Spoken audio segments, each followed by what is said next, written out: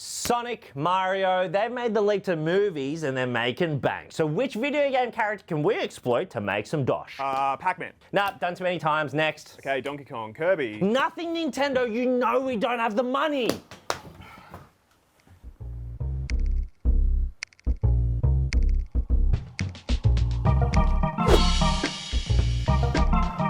You got Act 1 Brooklyn, Act 2 Space, Act 3.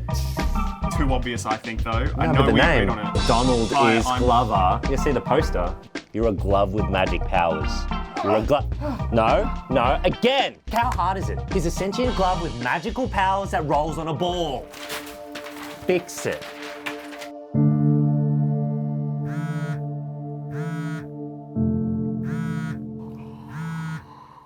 I am Glover!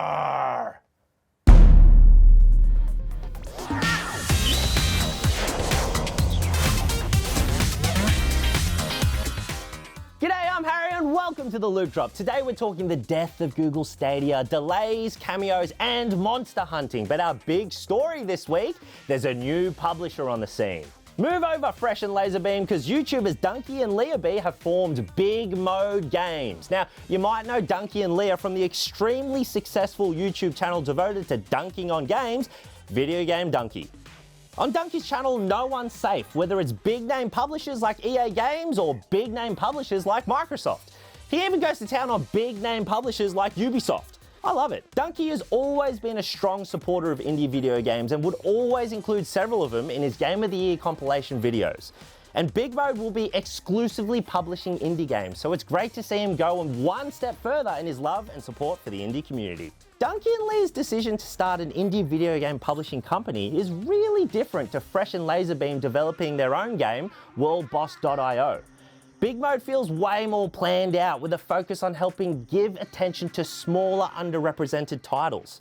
It seems to be the kind of move born from both a love of video games and a frustration in how a lot of them, or a lack of them, are being published and marketed right now.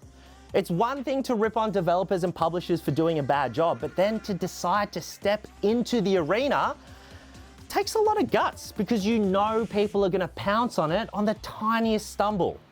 What has me most excited is the kinds of developers and games that Big Mode decide to publish.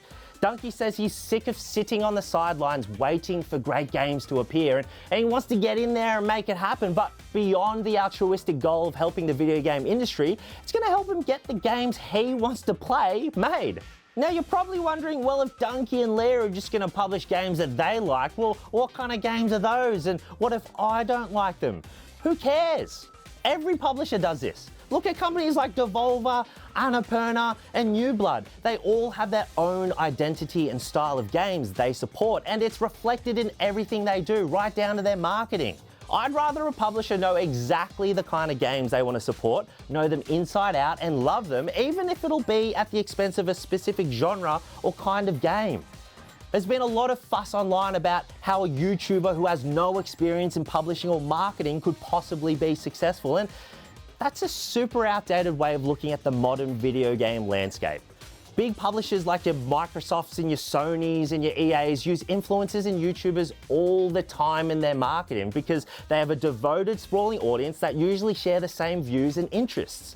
If I were an indie game dev and DUNKEY said he liked my game and wanted to publish it, that's a no-brainer from me.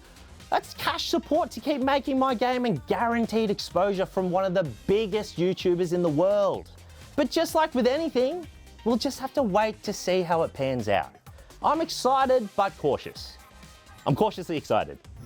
Google Stadia is officially dead. From January 2023, Google will no longer support their video game streaming service and will offer refunds for anyone who's purchased Stadia hardware, games, and add-on content through the Stadia store. Wait, Google had a video game streaming service? Yeah, it debuted in late 2019 and was supposed to revolutionize gaming by offering the latest and greatest games without needing a state-of-the-art PC or console. But shortly afterward, Google's game sector started hemorrhaging. In early 2021, Google shut down its 2 game studios in Montreal and Los Angeles and lost its chief exec, Jade Raymond, who had helped create the Assassin's Creed and Watch Dogs franchises. Yikes galore. When I found out that the Google Stadia was being shut down, I didn't even bat an eyelid. Who cares? Well, I'll tell you who cares. Developers. The announcement of Stadia's death was met with surprise and alarm among developers, with many tweeting that they had no idea this was even coming, even though they have games scheduled to release on the Stadia in the next few months. And what's going to happen to the Stadia exclusive titles? Are those poor folks going to get a little bit of cash to try and find a new home? I hope Microsoft will swoop in and take some of them for Game Pass, because they deserve to have a good go and maybe we'll actually be able to play them. It's like Google's exiting through the back door of a party they weren't even invited to.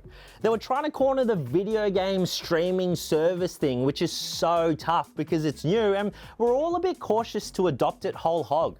And it's doubly hard to push cloud-based gaming in Australia. Well, actually the entire world.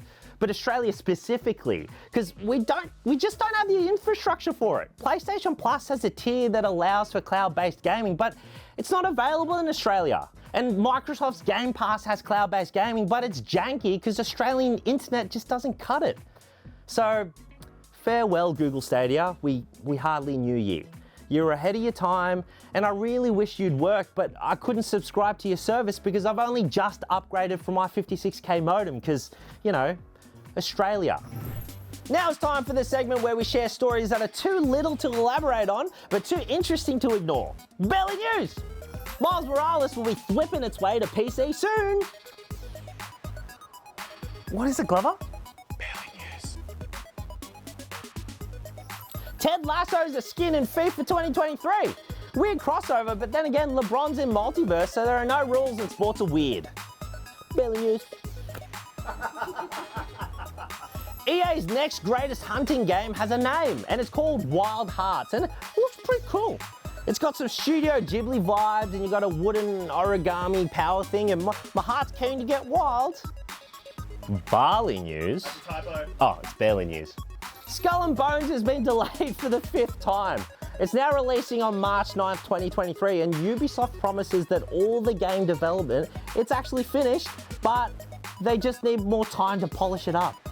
Here's a rundown of the delays. The game was announced in E3 back in 2017 off the back of Assassin's Creed Black Flag, and hooray, we love Black Flag. It was set to come out in 2018, but then boom, delayed to 2019. Then it was delayed to 2020, and then delayed to 2021. Then it was announced that it was coming out in November of 2022, and now it's delayed to March of 2023. Belly News. Comedians Cameron James and Alexi Toliopoulos have released their investigative comedy series that focuses on finding the creator of the indie-developed Kanye West-themed RPG game, Kanye Quest 3030. It's called Finding Jesus, and it's on YouTube. Support Aussie comedians! And you know what that is?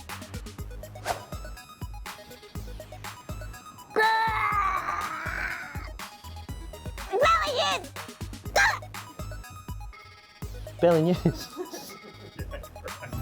That's the Loot Drop. Coming out this week is Overwatch 2 on everything, Nier Automata on the Switch, and No Man's Sky on the Switch. Who's coming to Melbourne for PAX Oz?